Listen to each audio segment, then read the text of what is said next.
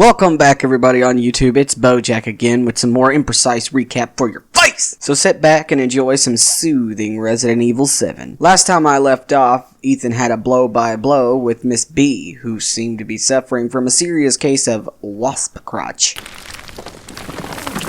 Fatality. With Miss B out of the way, it's time to check out the attic, warded by a skill locking system that apparently only the lamp can disengage. Once inside this room, it's quite clear that visitors are not welcome as the atmosphere steadily turns from semi-disturbing to ass-puckering within seconds of entering the area. The first area that is entered, Ethan is greeted by a ball tossed from somewhere deeper inside the room. Following where the ball came from leads to a few innocent drawings and a teddy bear who made the mistake of going down on Miss B as far as I can tell.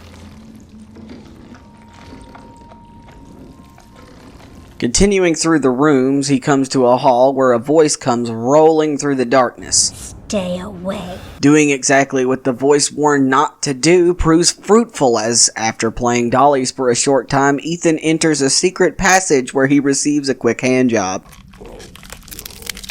Oh, God. I guess this is it.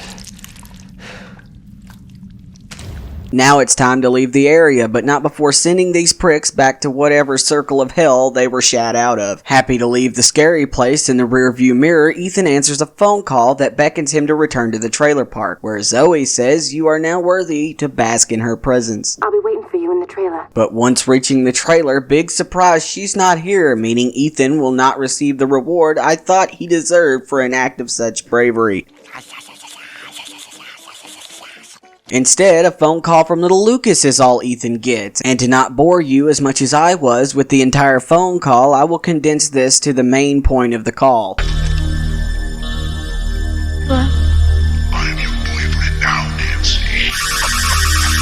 Now it's back to the house with Ethan, where he must venture back down to the bowels of the basement for a game of Operation with Deputy Randy, who is still just laying about the place. Oh, and Granny's here too. She deserves a mention at this point because even being in a wheelchair, this bitch gets around. More than evangelists in Mexico. Going downstairs and through the tunnel leads to a surprise that bursts out of the wall. Dealing with him and entering the next room reveals Deputy Randy, who has come down with a bad case of decapitation. And with zero medical training, Ethan takes it upon himself to operate, removing the key lodged down his esophagus. Sorry, buddy.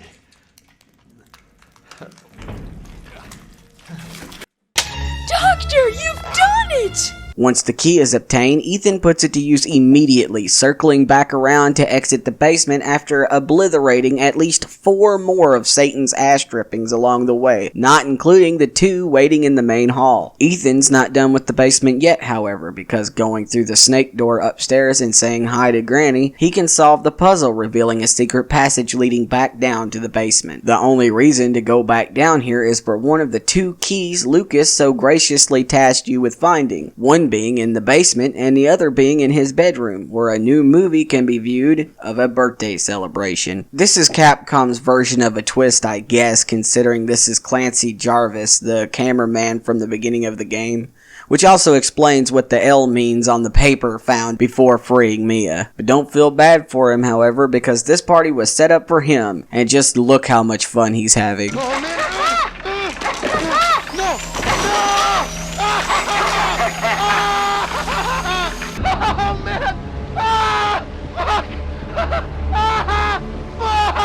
It's safe to say that his birthday party was on fire. And now it's Ethan's turn to have a party, so once acquiring both key cards and pumping some more drugs, Ethan can go to Lucas's funhouse, where there's plenty of joy to be had. Getting through the traps is a breeze. Taking out the creepy crawlies even more so. But the best part of all of this has to be the puking fat slime ball. Damn, that's got to Fat man down. Now that all that's out of the way, the party can commence, but not before removing all of Ethan's items because the game said so. The videotape that Ethan had viewed did not lie, as popping the balloons a second time was just as fun as the first.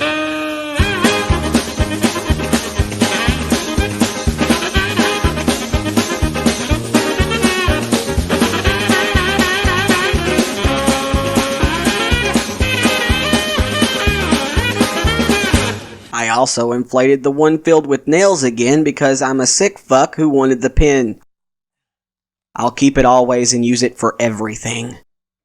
The party was a blast, but all good things must end as Ethan whips out some more crank before meeting up with Mia and Zoe, who couldn't attend the party due to being tied up with other engagements. Hey everyone, Bojack here. Hope you had a blast watching my video. If you did, give the like button a nasty spanking. Also, that subscribe button's been kinda naughty. The bell icon will keep you informed on when I post my next video.